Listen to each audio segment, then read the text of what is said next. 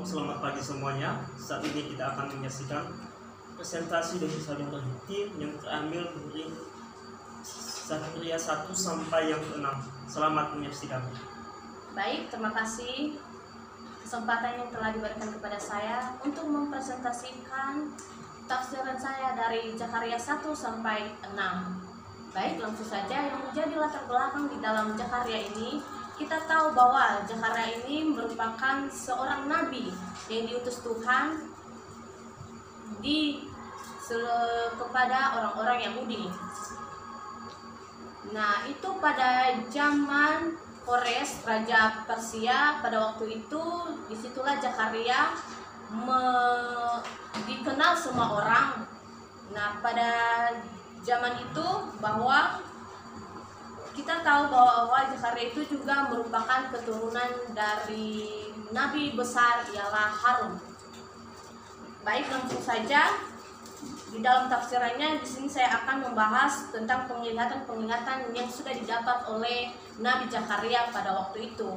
Ada beberapa penglihatan-penglihatan di sini, satu persatu saya membahas. Penglihatan pertama yang terdapat di dalam Zakaria pasal 1 ayat 7 sampai 17 yang merupakan bahwa para penunggang kuda di sini, tafsiran di sini para penunggang kuda ini merupakan orang-orang atau orang-orang yang ia lihat di dalam penglihatan itu, yang pada malam hari itu yang mendapatkan penglihatan dari Tuhan bahwa para penunggang kuda merupakan orang-orang yang akan nantinya untuk memulihkan bangsa tersebut.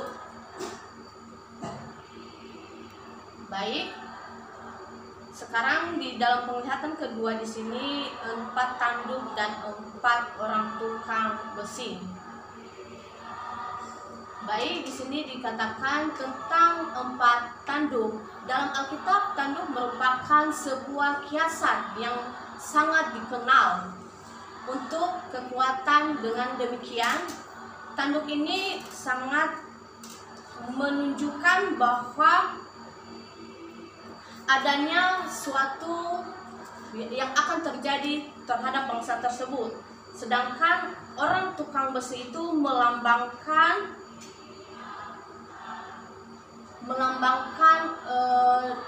orang-orang yang untuk setiap pekerjaan dalam tangan yang alim. Merupakan 4 tukang besi ini seperti orang-orang yang akan datangnya nantinya.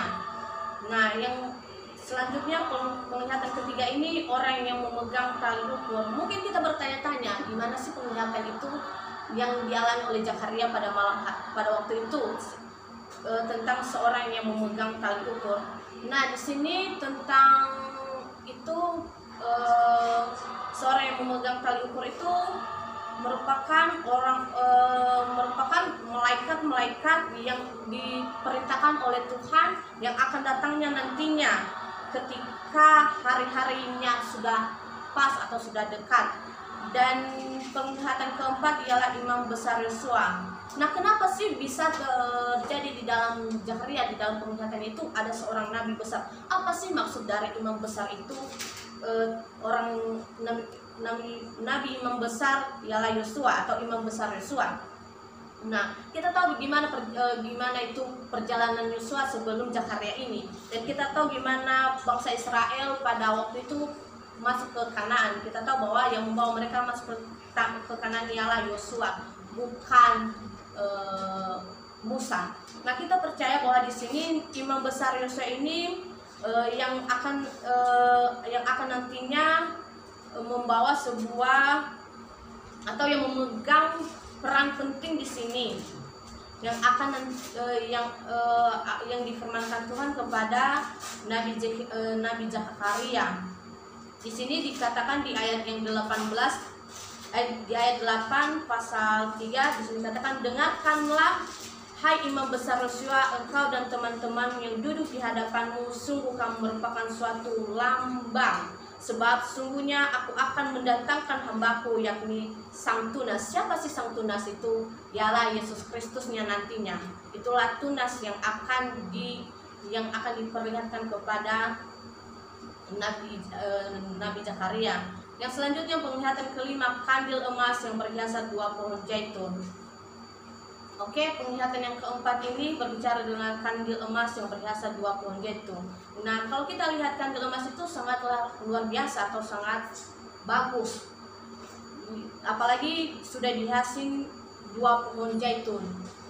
Nah, dengan demikian di sini penglihatan itu yang didapat oleh Nabi Zakaria itu berbicara di sini di ayat yang keempat dikatakan, lalu berbicaralah aku kataku kepada malaikat yang berbicara dengan aku itu, apakah arti semuanya ini Tuanku? Dilanjutkan, maka berbicaralah malaikat yang berbicara dengan aku itu, katanya kepadaku, tidakkah engkau tahu apa arti semuanya ini? Jawabku, tidak Tuanku. Maka berbicaralah ia, katanya, inilah firman Tuhan kepada Zerubabel, bunyinya bukan dengan keperkasaan dan bukan dengan kekuatan, melainkan dengan Rohku, firman Tuhan semesta alam.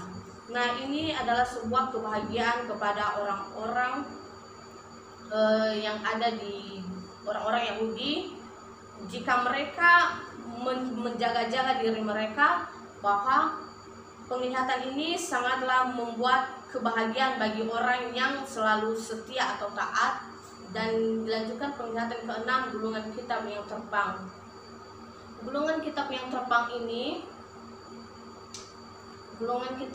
ini di penglihatan keenam sini dikatakan, kita lihat di ayat yang ketiga, lalu ia berkata kepadaku, inilah sumpah serapah yang keluar menimpa seluruh negeri, sebab menurut sumpah serapah itu setiap pencuri di sini masih bebas dari hukuman, dan setiap orang yang bersumpah palsu di sini juga masih bebas dari hukuman. Nah, di sini gulungan kitab yang terbang ini melambangkan sebuah untuk menyatakan penghukuman kepada orang-orang yang berdosa atau yang masih dalam yang belum percaya, sehingga gulungan kitab ini melambangkan penghukuman kepada bangsa-bangsa Yahudi. Dan selanjutnya penglihatan ketujuh, perempuan dalam gantang. Gimana sih perempuan dalam gantang ini melambangkan apa? Jika kita melihat di dalam ayat kelima dan yang 11, di sini sudah kita mengerti, dan saya akan membacakan di ayat yang ketujuh dan ke-8. Lihat, tutup timah gantang itu telah terangkat dan seorang perempuan duduk di dalamnya. Kemudian berkatalah ia, itulah kefasikan. Lalu didorongnya lah perempuan itu kembali ke dalam gantang dan dibantingnya lah batu timah itu ke mulut gantang.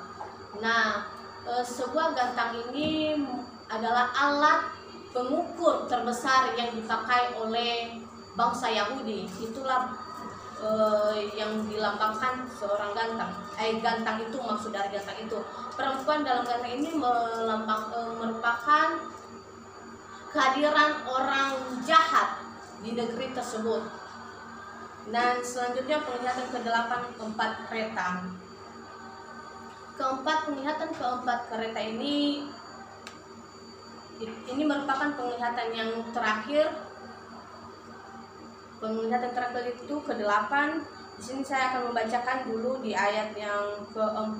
Berbicaralah aku kepada malaikat yang berbicara dengan aku itu, apakah arti semuanya ini Tuanku? Dilanjutkan di ayat yang ke-5, berbicaralah malaikat itu kepadaku, semuanya ini keluar ke arah ke-4 mata angin sesudah mereka menghadap kepada Tuhan seluruh bumi. Nah, keempat kereta ini merupakan sebuah orang-orang yang akan datangnya nanti untuk menghakimi orang yang belum bertobat.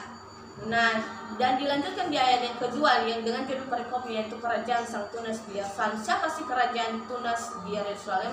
Dan kita tahu bahwa itu sebuah nanti nubuatan yang akan terjadinya di perjanjian baru, ialah tunasnya itu ialah Yesus. Nah, yang akan lahirnya nanti di sana atau di Yerusalem. Nah, yang menjadi kesimpulan di sini di dalam penglihatan yang dialami oleh Zakaria. Nah, memang penglihatan ini akan terjadi, yang akan terjadi bagi orang-orang pada zaman itu. Nah, sekarang yang menjadi yang akan terjadi itu merupakan sebuah hari penghukuman bagi semua orang. Nah, jadi aplikasinya bagi kita ketika kita mendapatkan sebuah penglihatan ataupun telah mengetahui bahwa ada sesuatu nantinya akan datangnya pada hari kiamat. Mungkin kita tidak tahu kapan itu akan datang, tapi kita harus berjaga-jaga agar kita terhindar dari